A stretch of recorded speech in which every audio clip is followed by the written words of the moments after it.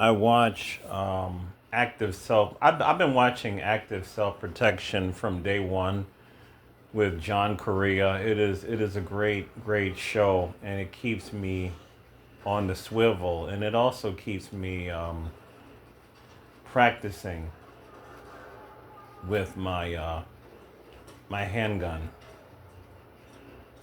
See, practicing is not it's not limited to just going to the range. Practicing is over and over and over drawing your handgun outside of your holster, making sure you do it safely, and making sure that you can hit your target. That's what practicing is all about. Practicing with your holster. I have what is called the Versacarry holster. I like it because it's able for me to get my Glock 19 out really quick and to deploy it within a second. I can whip that sucker out, and I have a Glock 19. I have a laser on it. The laser is called Arma laser. It is activated when you put your when you grip the pistol. That's when this. So I mean, this is all I need. This is all I need. That was the first gun that I ever had a laser on it and whatnot. And it's just perfect for close quarters. Absolutely perfect. I will never sell my 19, but I am going to carry 40 cal from now on. I like 40 cal. I keep.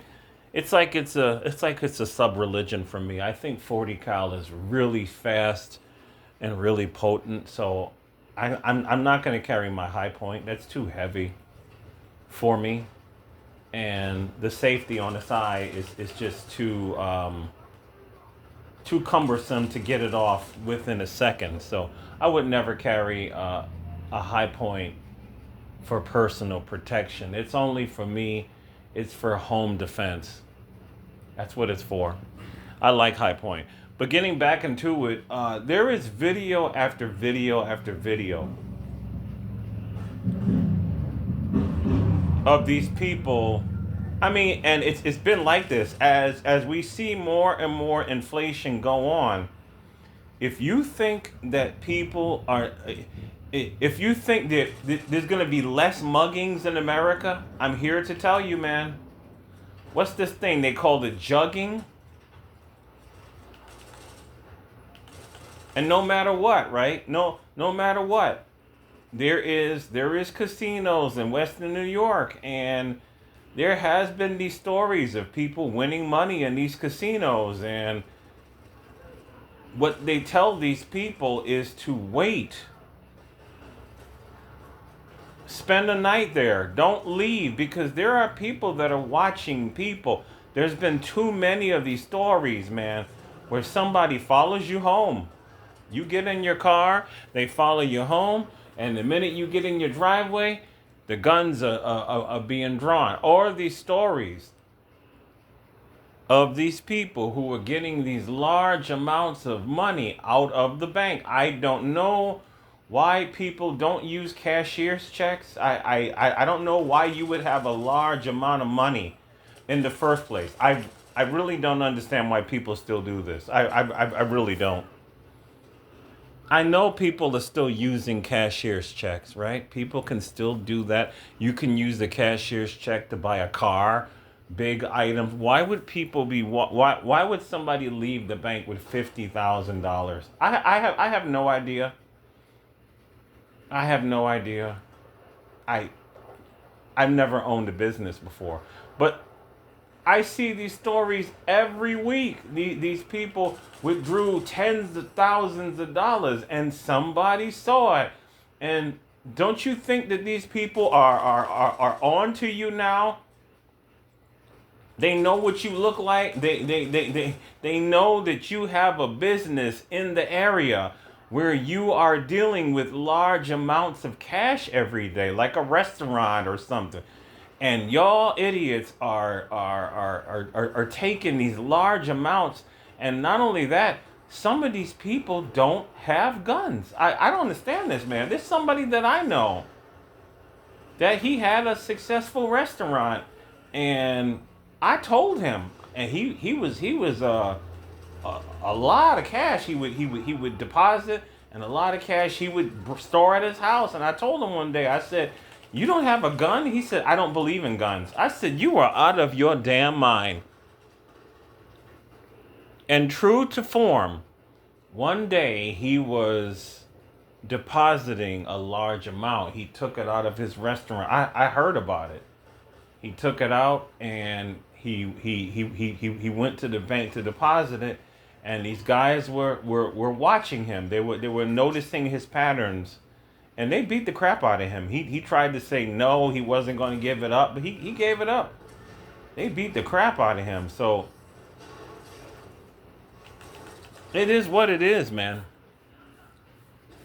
We are going to see more muggings and beatings in the street because there are a lot of people that are poor.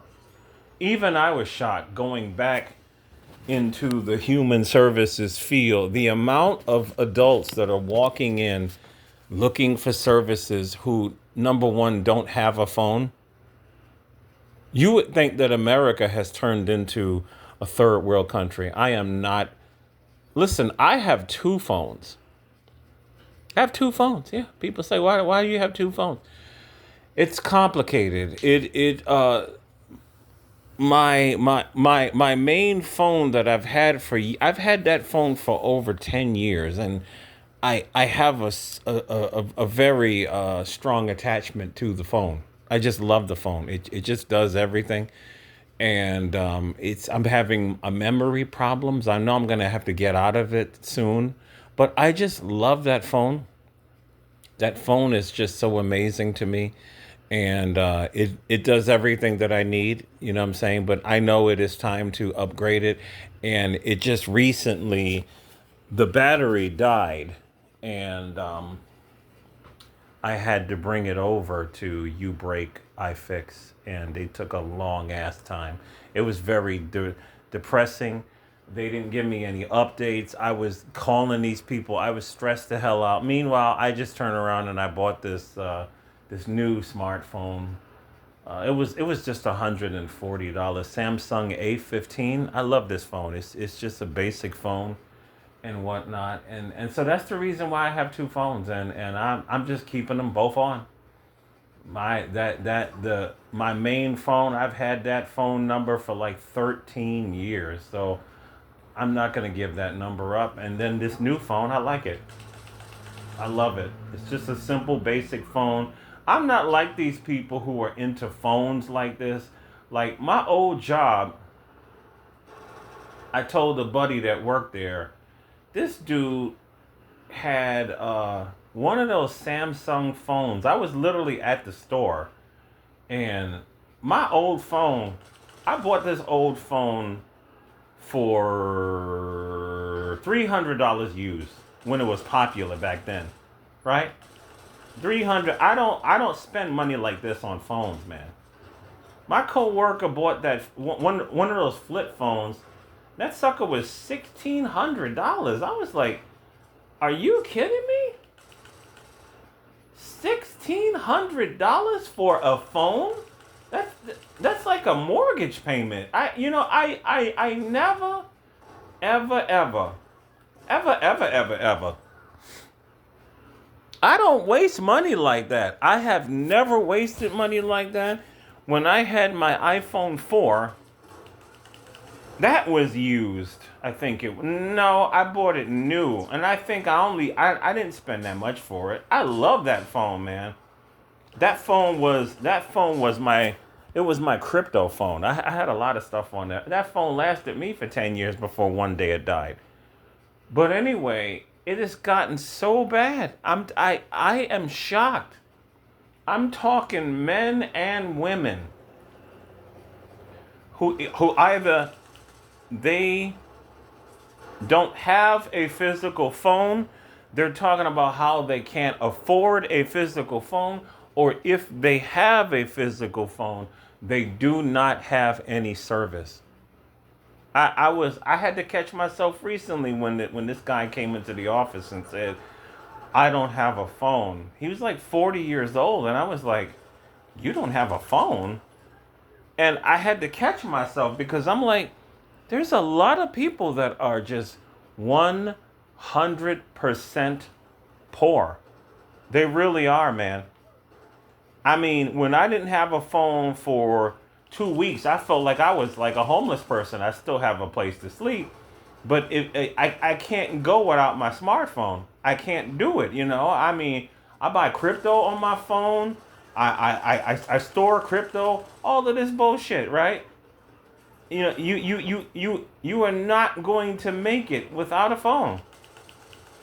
So the level of poverty in America is quite shocking. It is. Even I am surprised. The amount of people that don't have anything.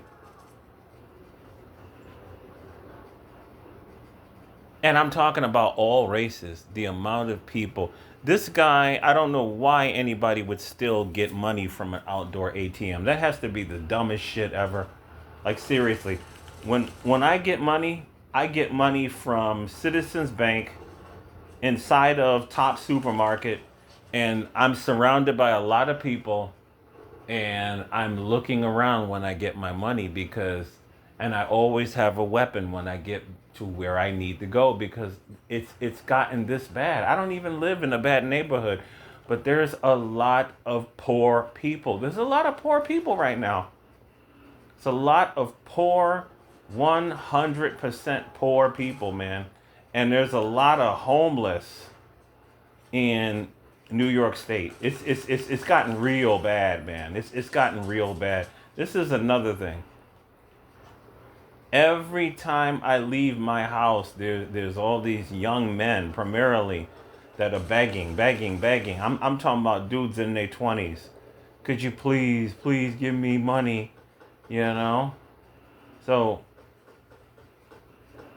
I foresee that the muggings are going to get worse.